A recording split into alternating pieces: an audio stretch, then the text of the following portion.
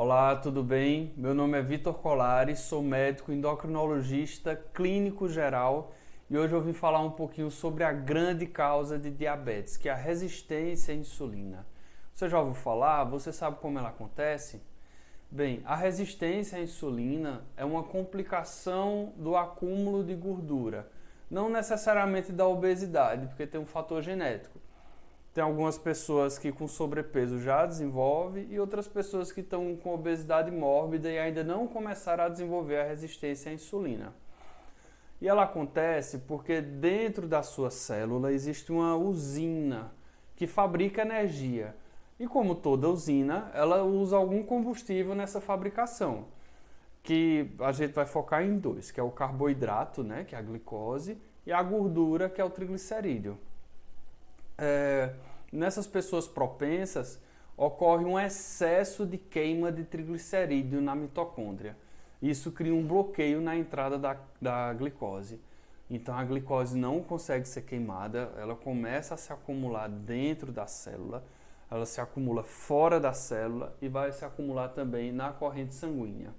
Quando chega na corrente sanguínea, o pâncreas, que tem um sensor ali que detecta a glicose, ele começa a detectar esse excesso de glicose e reage fabricando insulina, porque a glicose é uma molécula que não consegue sair facilmente da circulação, ela não entra facilmente na célula, ela precisa de auxílio.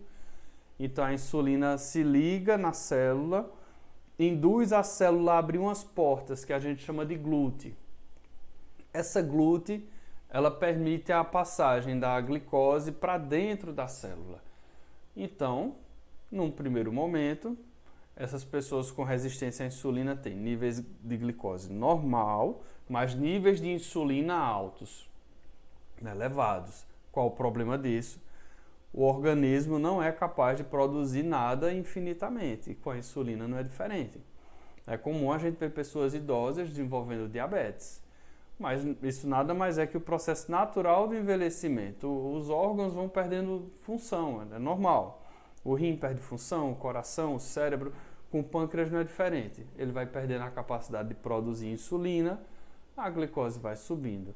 Em geral, esses pacientes idosos que desenvolvem esse diabetes, é um diabetes leve que não preocupa, mas quando acontece numa pessoa jovem, é mais preocupante, porque a tendência é sempre piorar. Como é jovem, a expectativa de vida é alta.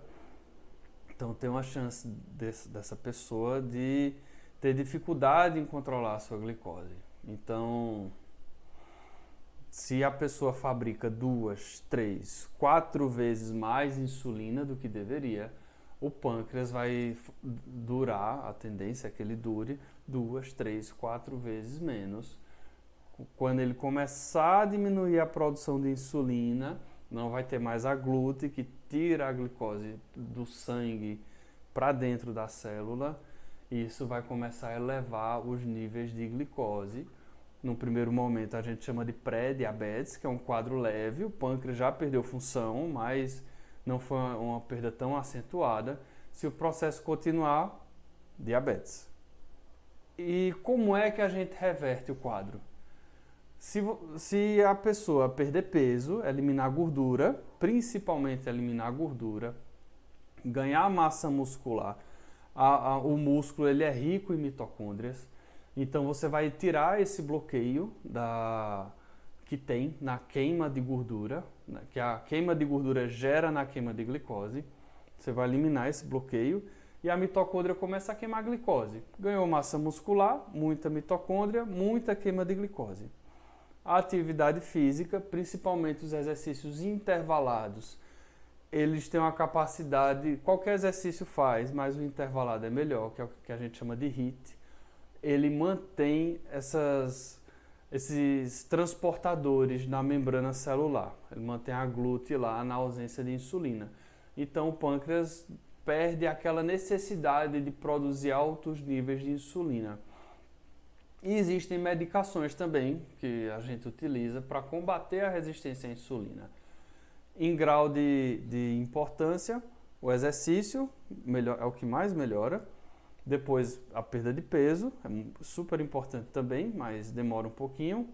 Em terceiro lugar, o remédio. Aí a importância de você conversar com o seu médico, tá certo? Por hoje é só, o recado é esse: controlar o peso, se exercitar, procurar seu médico, fazer seus exames para manter a saúde em dia. Até mais.